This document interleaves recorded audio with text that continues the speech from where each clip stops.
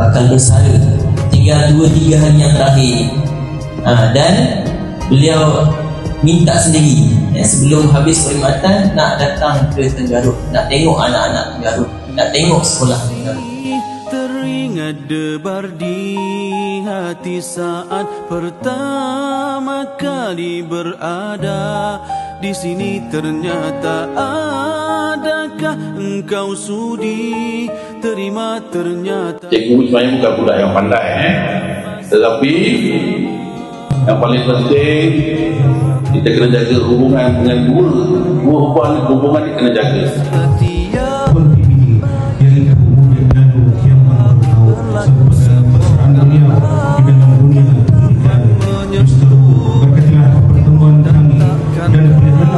Lupa kita pernah bertemu. Profesor percubaan dah lepas kan? Dah tahu anda ada kat mana? Dah tahu kat mana dah? Berapa dapat A, berapa dapat B, berapa dapat C, berapa gagal dah tahu. Kau buatku lupa ujian berlalu. Tulus jiwa ku katakan padamu betapa ku sayangkan dirimu. Terima kasihku atas kesetiaan. Terima kasihku atas Anak-anak ada lebih kurang 3 bulan sahaja, 3 bulan lebih kurang 3 bulan untuk membaki keputusan yang percubaan ni. Percubaan ni bagus, dia dapat sekurang-kurangnya meletakkan kita tahu kita kat mana. Aku ni berapa A lagi, aku nak jadi apa? Aku nak jadi cikgu. Cikgu kena ada 5A, minimum 5A. Aku nak kena ada koko berapa? Koko makan koko 8, 9.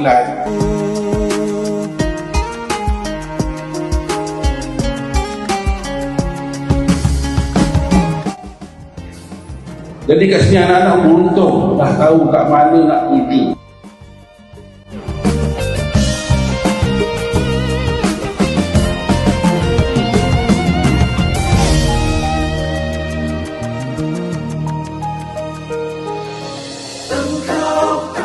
Jaga hubungan dengan orang yang lebih tua, dengan ibu bapa kita, dengan cikgu-cikgu, dengan orang lebih tua, mungkin makcik nenek, pakcik jaga. Jangan kita melukakan hati mereka. ujian berlalu. Tulus jiwa ku katakan padamu betapa ku sayangkan dirimu. Terima kasihku, terima kasih atas kesetiaan. Terima kasih atas kebahagiaan. Terima kasih penghargaan.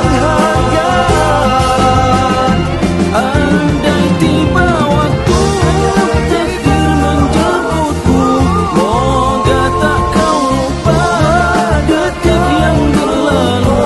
Doaku dambakan moga akan bertemu di syurga.